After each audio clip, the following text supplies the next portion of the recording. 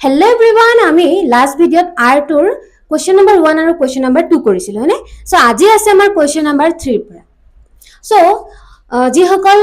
এতিয়া ক্লাছ 10 ৰ ফ্ৰেছাৰ্ছ হয় সেইসকলক বাদ দি পিনে যিসকলে লাষ্ট ইয়াৰ এক্সাম বেয়া হৈছে বা কোনোবাই কম্পাৰ্টমেণ্টেল এক্সাম দি আছে সো তেওঁলোকে যেতিয়া আকৌ এক্সামটো দিব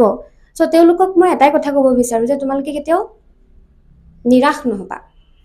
হ'ব পাৰে কেতিয়াবা জীৱনত বেয়া দিন আহিব পাৰে বা গোটেই ক্লাছটোৰ ভিতৰত তোমালোকৰ এজনৰে হয়তো বেয়া হ'ব পাৰে গোটেই ক্লাছবোৰ হয়তো তোমালোকৰ যিমান লগৰ আছে গোটেইখিনি হয়তো আগবাঢ়ি গৈছে তুমি হয়তো এবছৰ থাকি গৈছা কিন্তু সেই বুলি নিৰাশ নহবা কেতিয়াও ঠিক আছে সো জুবিন গাৰ্গৰ এটা গান আছে ইয়াতে তাত লাষ্টৰ অন্তৰা এফাকি আছে যেটো বহুত ভাল লাগে ৰবা কি আছিলে জীবন পথত আছে ঘাট প্ৰতিঘাট নিখাৰ শেষত আছে প্ৰভাত জীৱন নাটৰ শেষত সকলো পোৱাৰ পিছত জীৱন নাটৰ শেষত সকলো পোৱাৰ পিছত শান্তি লবা সিপাৰত সো ইয়াতে ধুনীয়াকৈ অন্তৰটোত কোৱা হৈছে যে জীৱন আমাৰ যেটো পথ আছে সেই জীৱন পথটোত ঘাট প্ৰতিঘাত আহিবই হয়তো তোমাৰ আজি সোনকালে আহি গৈছে তোমাৰ লগৰবোৰৰ অলপ দেৰিকৈ আহিব কিন্তু ঘাট প্ৰতিঘাত অহাটো নিশ্চিত ঘাট প্ৰতিঘাত নাহিলে জীৱনত উন্নতি হোৱাটো অসম্ভৱ ঠিক আছে সো যদি তোমালোকৰ লাষ্ট ইয়াৰ এক্সাম বেয়া হৈছে তেনেহলে ইমান ভাবিব নালাগে এবাৰ আকৌ কষ্ট কৰা হ'ব পাৰে লাষ্ট ইয়াৰ তোমালোকৰ যিমানকণ তোমালোকৰ কষ্ট কৰিব লাগিছিল সিমানকণ নকৰিলা বা যেনেকৈ পঢ়িব লাগিছিল তেনেকৈ হয়তো পঢ়া নাছিলা সেইবাবে হয়তো এই এক্সামটো বেয়া হৈছে বা তোমালোকে আগবাঢ়িব নোৱাৰিলা সো ইমান চিন্তা কৰিব নালাগে আকৌ ভালদৰে পঢ়া আকৌ ৰিষ্টাৰ্ট কৰা এবাৰ এক্সাম ভালকে দিয়া এবোৰ একো নাই এবোৰ আহিয়ে থাকে মানুহৰ জীৱনত কোনোবাৰ আজি অহা নাই ভৱিষ্যতে আহিব জীৱন পথত ঘাট প্ৰতিঘাত অহাটো নিশ্চিত ঠিক আছে সো মনটো নিৰাশ নকৰি আকৌ ৰিষ্টাৰ্ট কৰা এবাৰ ভাল ৰিজাল্ট হ'ব ঠিক আছে ওকে সোৱা সো আমি কোৱেশ্চন নাম্বাৰ 3 পৰা ষ্টাৰ্ট কৰি আছিলো কোৱেশ্চন নাম্বাৰ 3 ত আমাৰ দিয়া আছে যে write the digit in the unit place of the cubes of the following numbers অসমীয়াত যদি আমি কওঁ কি হ'ব যে তলৰ সংখ্যাবোৰৰ এককৰ ঘৰৰ সংখ্যাটোৰ ঘনমান যেটো ঘন উলিয়াব দিছে কিউব উলিয়াব দিছে হয়নে সো আমাৰ যদি কিউব উলিয়াব দিয়া আমাক কি কৈছে ইউনিট ডিজিট মানে এককৰ ঘৰৰ মানে গোটেই নাম্বাৰটো উলিয়াব দিয়া নাই সো আমি কি কৰিব লাগিব অকল এই যেটো নাম্বাৰ আছে এককৰ ঘৰৰ নাম্বাৰ গিটা ইউনিট ডিজিটত থকা নাম্বাৰটোহে আমি কি কৰিম কিউব কৰিম সো কি হ'ব ইয়াতে যদি মই কৰো ইয়াত 14 ৰ কি হয় 4 টো আমি কৰিব লাগিব তাৰমানে 4 ক আমি 3 বাৰ কি কৰিব লাগিব মাল্টিপ্লাই বা পূৰণ কৰিব লাগিব সো কৰিলে কি হ'ব 4 4 গুণ 16 16 4 গুণ হৈ যায় আমাৰ 64 মানে 64 তো 64 টো আমি গোটা লিখি দিলে নহব আমাৰ এটোহে হ'ব কি আমাৰ যেটো আমাৰ কোৱেশ্চনৰ এনসাৰটো তাৰমানে আমি লিখি দিম therefore বা এতেকে the unit digit of 14 cube is 4 ঠিক তেনেকৈ অসমীয়াত লিখি দিম 14ৰ ঘনৰ বা 14 কিউবৰ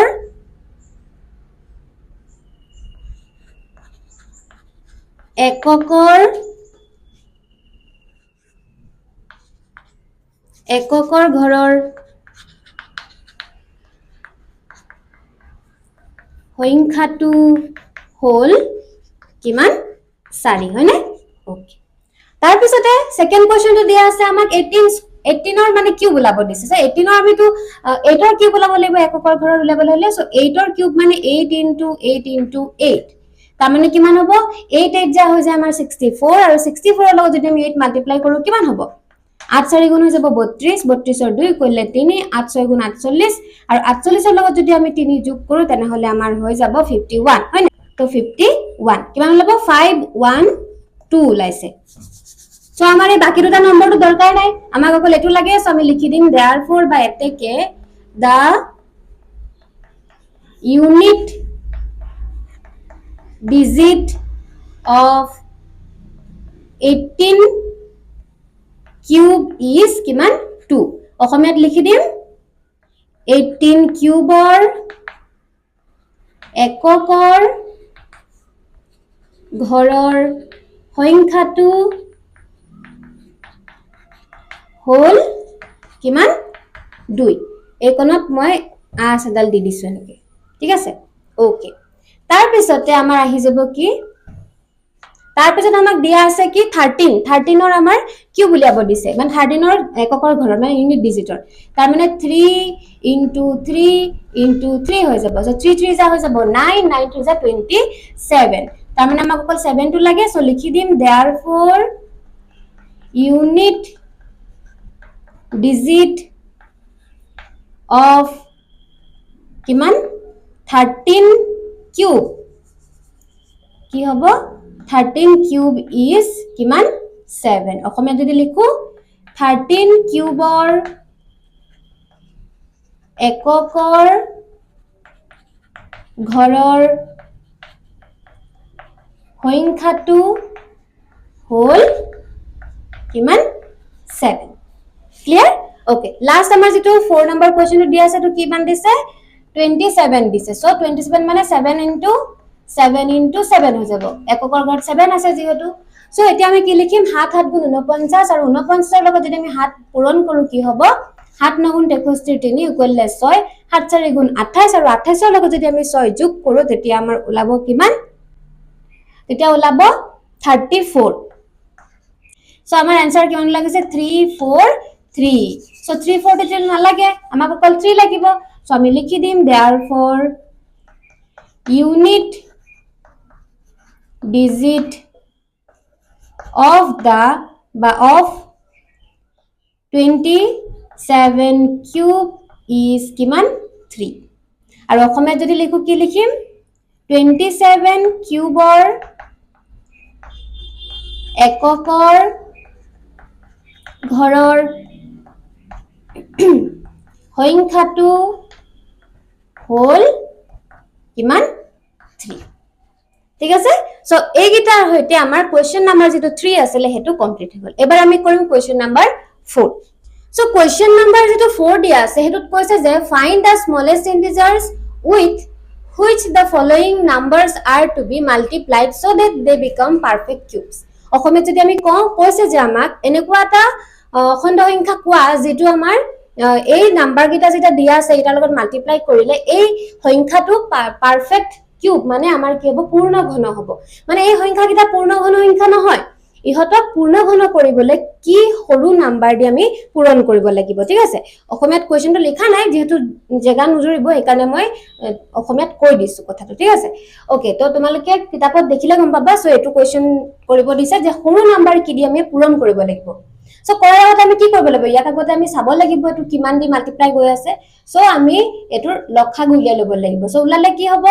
এটো 4 আছে লাষ্টত মানে 4 আছে ইভেন নাম্বাৰ বা যুগ্ম সংখ্যা 2 দি কৰিব পাৰিম 2 দুগুণ হৈ যাব 4 তেনেকে ইয়াত 13 হ'ব 13 হোৱাৰ লগে 2 6 গুণ 12 ইয়াত আকৌ এক গল 2 6 গুণ 12 2 দুগুণ 4 আকৌ 2 দি যাব 2 গুণে 2 2 3 গুণ 6 2 3 গুণ 6 2 গুণে 2 দেখিলানে এতিয়া কিন্তু 2 দি না যায় বা 3 দি সৰি 2 দি না যায় কেলে না যায় কাৰণ ইফালে যেটো 1 আছে এটো কি হয় অযুগ্ম সংখ্যা বা অড নাম্বাৰ ওকে সো আমি দেখিলো ইয়াতে যে নাম্বাৰ গিটা আছে হেগিটা 3 দিও না যায় 11 দি যাব সো কেনেকে যাব মই দেখাইছো 11 টো যদি আমি কৰো 11 1 যা 11 দিম ঠিক আছে ইয়াৰ পৰা 3 গুছি যাব সৰি 2 গুছি যাব 23 হবনে 13 ৰ পৰা 11 গুছি গল 2 থাকিলে 2 টো গুছি গল 23 হল সো 2 বাৰ দিম আমি 2 বাৰ দিয়াৰ লগে কি হ'ব 22 হৈ গল তাৰ মানে এক এটা গুছি গলে ফলে 11 1 যা 11 হৈ যাব হবনে 121 বা আমি 121 পালো আৰু আমি জানোৱে 121 মানে কিমান 11 11 121 বা 11 11 যা কিমান হয় 121 সো এটো যদি আমি লিখো 5 3 2 4 ইকুৱেল কিমান হৈছে 2 into 2 into 11 into 11 into 11 তাৰ মানে আমি 11 টো দেখিছিলে 11 টো কিহত আছে কিউবত আছে হয় না 11 টো কিহত আছে কিউবত আছে এটোটো ঠিক আছে কিন্তু এই যে দুটা 2 আছে তাৰ এটা 2 যদি আমি পাই গলো হেতেন তেনে হলে এটো পারফেক্ট কিউব হৈ গল হেতেন নে পূৰ্ণ ঘন হৈ গল হেতেন কাৰণ ইয়াত দুটা আছে 2 3টা হ'ব লাগিব মই আগতে কৈছো যে কোনোবাটা সংখ্যা পারফেক্ট কিউব বা পূৰ্ণ ঘন হবলে হলে তাৰ নাম্বাৰখিনি যিখিনি উলাব মানে প্ৰাইম নাম্বাৰ মৌলিক সংখ্যাখিনি যে উলাব উৎপাদকখিনি হেখিনি কি হ'ব লাগিব তিনটা তিনটাকে থাকিব লাগিব তেতিয়াহে আমি ক'ব পাৰিম যে এটো এটা পূৰ্ণ ঘন হয় পারফেক্ট কিউব হয় সো আমি দেখিলো ইয়াত দুই এটা কম আছে তাৰ মানে ইয়াত যদি দুই এটা পূৰণ কৰি দিও তেতিয়া এটো কি হলে পৰিৱৰ্তন হৈ যাব পূৰ্ণ ঘনলে বা পাৰফেক্ট কিউবলে সো আমি লিখি দিম therefore the required smallest integer is কিমান হ'ব 2 বা অসমীয়াত যদি লিখি দিম আমি লিখি দিম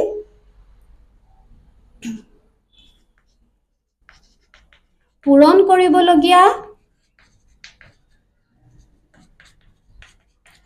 কৰিবলগীয়া সৰু অখণ্ড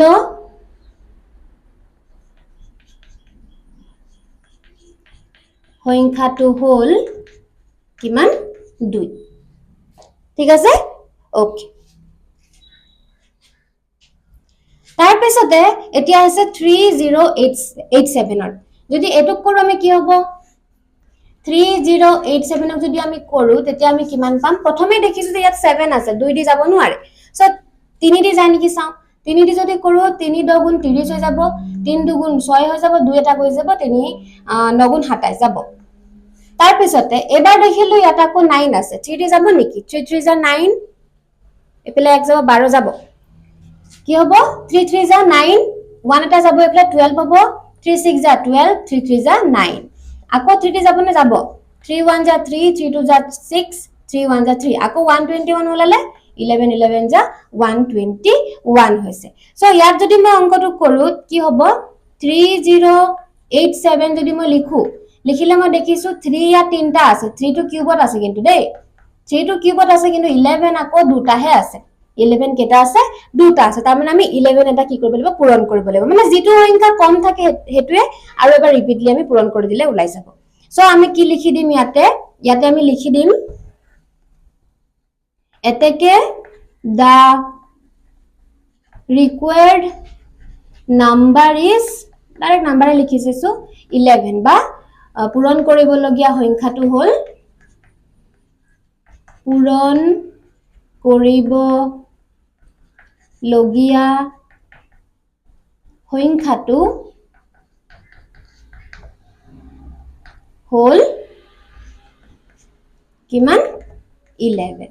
ক্লিয়াৰ সো এই দুটা কোৱেশ্চন আমি এনেকে কৰিম তাৰ পিছত আৰু দুটা আছে হে দুটা কৰি দিছো ওকে সো 3 নম্বৰটো আছে আমাৰ 3125 যদি আমি ইয়াক কৰো কি হ'ব 3125 কৰিলে 5 দি যাব সো 5 দি যদি আমি কৰো 5 6 যা হৈ যাব 30 1 এটা গল 12 হল 5 2 যা 10 2 গল 5 5 যা 25 আকৌ 5 দি যাব 5 1 যা 5 1 গল 5 2 যা 10 2 গল 5 5 যা 25 আকৌ যাব 5 এৰে 5 2 যা 10 2 গল 5 5 যা 25 আৰু এফালে 5 5 যা 25 হ'ব সো আমি যদি এটো লিখো 3125 লিখো যদি তেতিয়া আমাৰ কি হ'ব তেতিয়া আমাৰ হ'ব কি 5 into 5 5 into 5 সো এটো পেয়াৰতে আছে কিন্তু এটো কি হল এটো দুটা আছে হয়নে আৰু এটা আমাৰ লাগিব সো আমি লিখি দিম therefore the required number is কিমান 5 বা আমি অসমীয়াত যদি লিখো পূৰণ কৰিবলগীয়া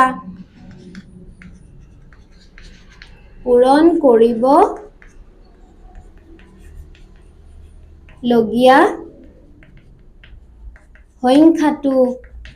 হ'ল 5 ঠিক আছে ওকে তাৰ পিছতে আছে আমাৰ কিমান 648 ইয়াক কৰিব লাগিব সো ইয়াক যদি আমি কৰো কি হ'ব 648 ক যদি কৰো 648 2 দি যাব 2 3 যা 6 2 2 যা 4 2 4 যা 8 আকৌ 2 দি যাব 2 1 যা 2 1 গল 2 6 যা 12 2 2 যা 4 আকৌ 2 দি যাব 2 8 যা 16 2 1 যা 2 এবাৰ কিন্তু 2 দি না যায় 3 দি যাব 3 2 যা 6 2 গল 21 হল 3 7 যা 21 3 9 যা 27 3 3 যা হৈ যাব 9 হবনে ওকে সো আমি যদি এটো লিখো কিমান আছে 648 ইয়াক যদি লিখো কিমান হ'ব 2 কেটা আছে 1 2 3 2 তিনটা আছে ঠিক আছে কিন্তু 3 কেটা আছে 3 তো তিনটাই আছে কিন্তু এটা 3 কম হৈ আছে 3 আৰু এটা কম 3 সৰি আৰু এটা এক্সট্ৰা হৈ আছে হয়নে তাৰ মানে আমাক আৰু দুটা 3 লাগিব তেতিয়াহে আমাৰ এটো কি হ'ব পারফেক্ট কিউ হ'ব কিমান লাগিব দুটা 3 লাগিব সো আমি লিখি দিম therefore the required number is কিমান হ'ব 3 into 3 ইকুৱেল কিমান 9 বা অসমীয়াত যদি লিখো আমি লিখি দিম পূৰণ কৰিব লগীয়া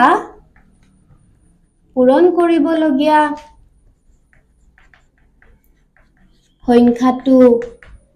হ'ল কিমান 3 পূৰণ 3 ইকুৱেল 9